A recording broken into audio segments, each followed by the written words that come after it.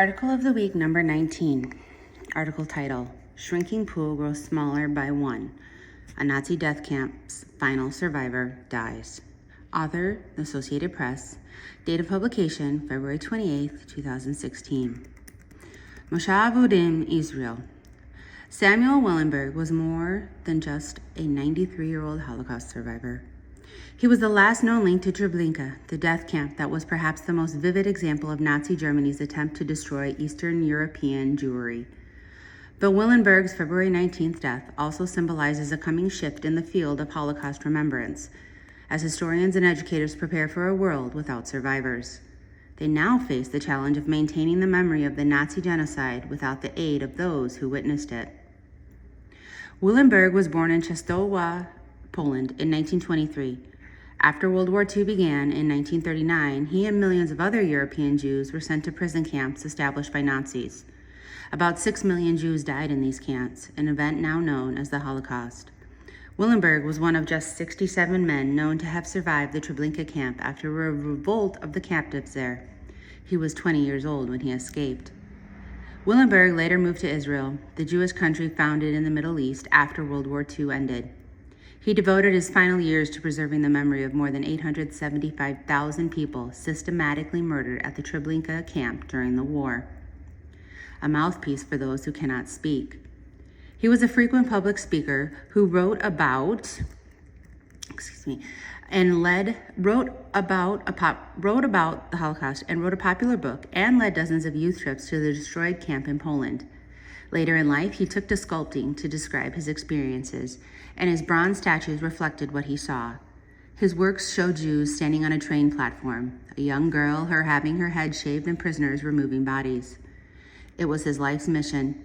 He saw himself as the echo of the murdered, as their loudspeaker.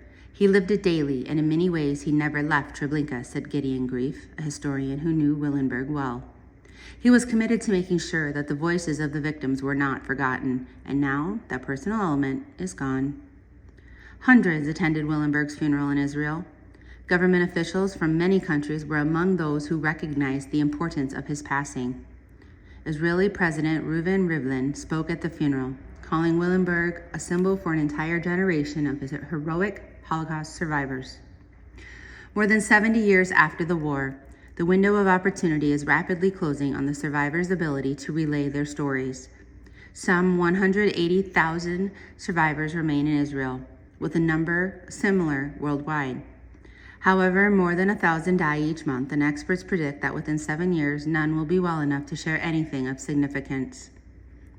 With fewer survivors, the stakes are higher to keep stories alive. That prospect has become the central challenge of Holocaust institutes around the world. Before, these institutes would record stories told by survivors in order to make oral histories of the events. Now descendants are receiving training on how to carry on their parents' stories. There is a huge added value to hearing survivor testimony firsthand, said Naama Egozi of the International School of Holocaust Studies. You can read a book or watch a movie, but there is just no substitute for someone who can say, "I was there." Willenberg was among the most powerful of these witnesses.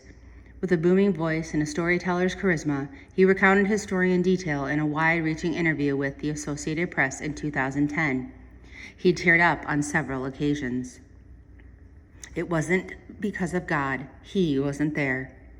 His 2 sisters were murdered at Treblinka, and he described his own survival as sheer chance.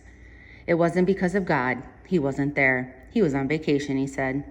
Along with the lesser-known Belzec and Sobibor camps, Treblinka was designed with the sole intention of killing Jews. Other camps had at least an appearance of being prison or labor camps, but Treblinka's victims were transported there in cattle cars and gassed to death almost immediately upon arrival. Only a select few people, mostly young, strong men like Willenberg, were kept alive to work at the camp instead. On August 2, 1943, Willenberg joined a group of Jews who revolted against the Nazis at Treblinka. They stole some weapons, set fires in the camp, and headed to the woods. Hundreds fled, but most were shot by Nazi troops or captured by Polish villagers who returned them. A few escaped and told the world their tale of horror. The survivors became the only source of knowledge about Treblinka. Near the end of the war, the Nazis destroyed most of the camp in an effort to hide what had happened there from the world.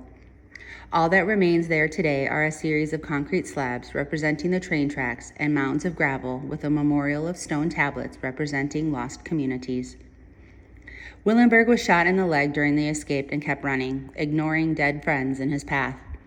He said his blue eyes and non-Jewish look allowed him to survive in the countryside before arriving in Warsaw. And once there, he joined the Polish underground and resisted the Nazis occupying Poland's capital. "It never leaves me," he said of Treblinka in 2010. "It stays in my head. It goes with me, always."